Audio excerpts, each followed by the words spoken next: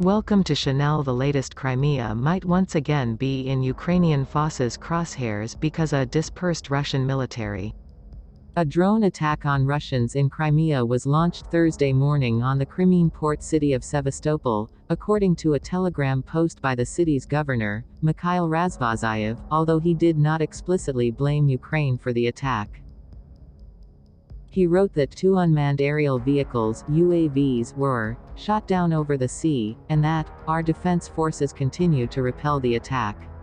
He added that several other UAVs were shot down in the same airspace. Aside from road closures and a temporary pause in ferry services, he said that everything is calm in the city. Telegram channel Crimean Wind reported that, at about 5 a.m., several explosions were heard over the areas where Russian military units are located. The strongest explosion occurred at about 6:15 a.m. Crim. Really reported that at the time of the explosions, a rocket launch was heard and the subsequent loud explosion, from which the glass in the windows trembled. Russian military authorities and the Russian Federation have not commented on the attacks allegedly perpetrated by Ukraine, the outlet added. Ukrainian President Volodymyr Zelensky has repeatedly expressed the desire to retake Crimea, saying last August that the war will end there.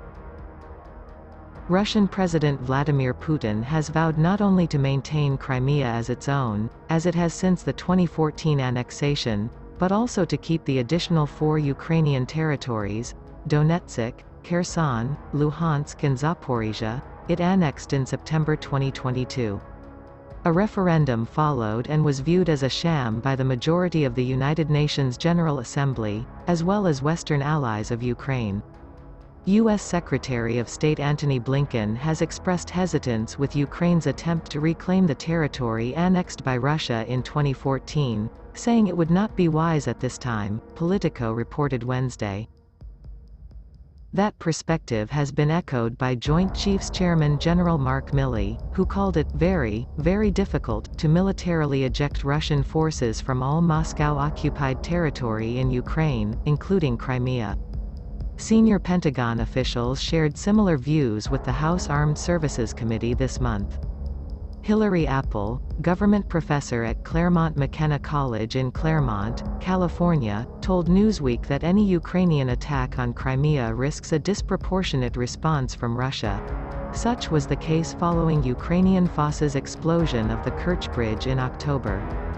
President Putin's annexation of Crimea in 2014 paid huge political dividends for President Putin, and he will defend Russia's control of the peninsula to the end, Apple said. Kyiv knows how valuable Crimea is to Putin, but it also knows the Russian military is stretched very thin at the moment. Since maintaining control of Crimea is a greater priority than recapturing territory in eastern and southern Ukraine, any activity in Crimea is a useful reminder to keep troops stationed there rather than relocating them to the front. Last month, former Russian President Dmitry Medvedev, who currently serves as the deputy chairman of the Security Council of Russia, said in an interview with a Russian journalist that any Ukrainian attacks on Crimea would be met with retaliation strikes that could potentially include nuclear deterrence.